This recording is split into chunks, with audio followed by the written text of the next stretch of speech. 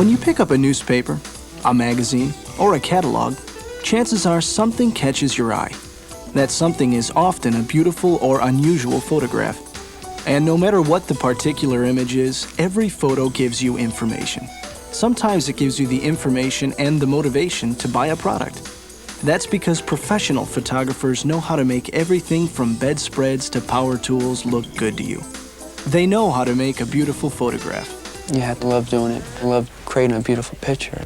If you're a creative person who would enjoy the fast-paced life of a photography studio, consider becoming a merchandising clerk, stylist, apprentice carpenter, apprentice photographer. I mean, a photographer works as a team. Well, he mainly has to stay focused on creating a nice, attractive light to make it look as realistic as possible. So my job is to prepare everything so he can just think about that.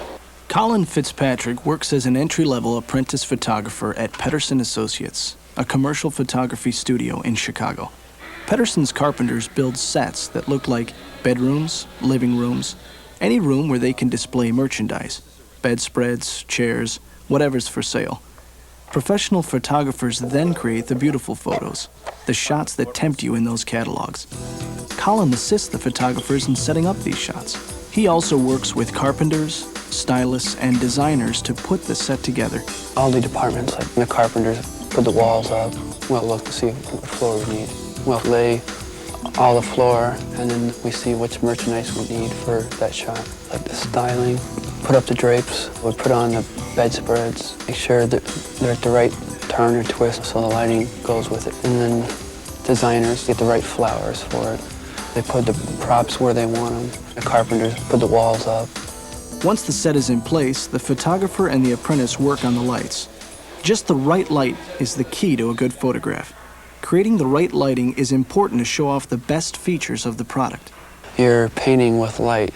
Most sets have a window, so we would start from there, so that's the main light, like a sun coming through the window.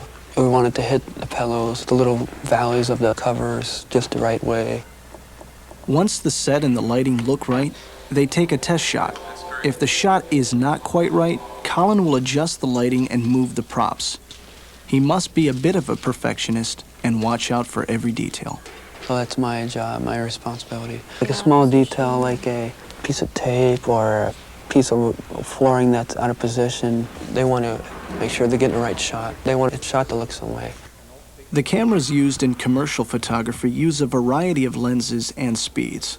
These aren't the simple cameras you buy at the drugstore. As part of his training, Colin must understand and master the equipment. Yeah, there's about 10 lenses. Tabletop guy would use the longer ones, like the 300, 400, and just get real tight, or like mostly we use 150, 250s, because we have mostly furniture. At Pedersen, Colin is learning about tabletop, small objects arranged on a table, and room set photography. He receives on-the-job training to learn to put the cameras together. He's also learning how to operate them, or go on camera. The more he learns, the more responsibility the photographers will give to him. Probably the most difficult is the focusing. There's no automatic focusing, so you have to make sure you're getting it very sharp.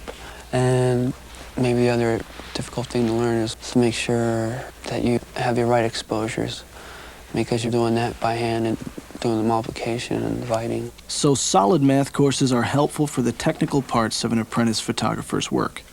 But a strong creative interest is just as important.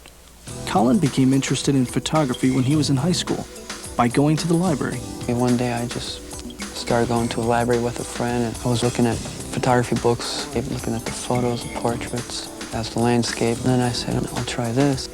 I lived in California, so I would just go at the mountains, take photos all the time.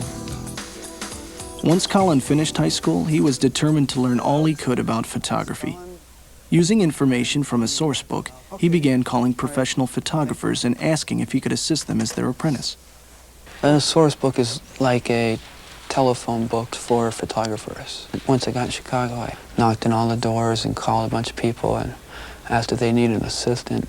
When he's not working, Colin shoots or takes photographs on his own. He's putting together a portfolio, a sample book of his work. Eventually, Colin would like to become an entrepreneur, to run his own business, so he's learning all he can now as an apprentice. Because I plan to work with models, headshots, and full lengths for a fashion shot. You have to learn how to light. You want to light it creatively. Here I'm getting a little taste of everything. Every couple months, Colin will have the opportunity to work with a different photographer and learn different techniques. The best way for an apprentice to learn is by working with a professional. Julie Garin, a staff photographer, started out as an apprentice at Pedersen Associates. While I was an assistant, I had the benefit of working with 3 different people, and I took a little bit of each of their technique and made it into my own way of shooting, and I felt I was ready to go on camera. And it worked out really well from the beginning. I think because I was an assistant, I really got a feel for what to do once I did go on camera. To get prepared, you might take math, art, photography, and journalism courses. Different companies have different educational requirements for this type of work. However, Julie thinks that the best way to learn is on the job. I don't really think that you can learn this kind of photography in school. You can learn lighting basics and studio lighting techniques, basic photography principles, but I don't think you can come in here really prepared for what goes on. I always hear comments like, I had no idea that this is what went into this type of photography. In addition to shooting photographs, Julie is responsible for teaching new apprentices what goes into this type of photography, the lighting techniques, the different styles of photography, the adjustments required to make just the right photograph. Julie enjoys working with new apprentices, but using light or painting with light is the most challenging and rewarding part of her work. It's what I always look forward to on a shot. It's neat to be able to come in and look at a room scene and try to imagine in my head what I think it would look like if it was a real room in somebody's home. How it would look if the sunlight was coming through the windows, if highlighting the edges of the furniture and streaming across the floor. I get an idea in my head of what I think it should look like, and then I try to do that with the lights. It's just kind of a balancing act, a balancing of the highlights with the shadows. Photographers and apprentices have another balancing act every day, balancing the creative demands of the work with the physical demands. In between 30 to 100 shots a day, there's often a lot of physical work.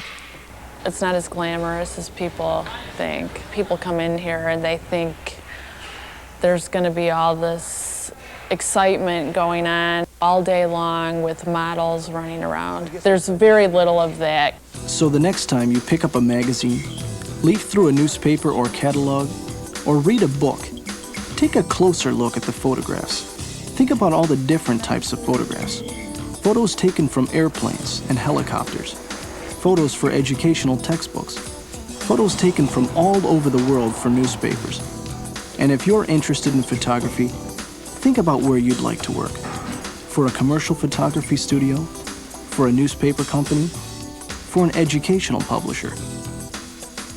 For Julie, the creative environment of the studio is part of what makes her job so fun.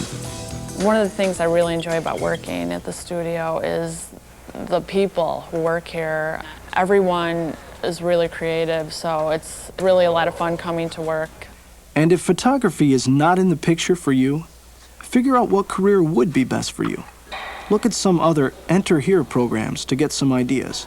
Get prepared. Stay focused. But you really have to know what you want. You have to stay focused.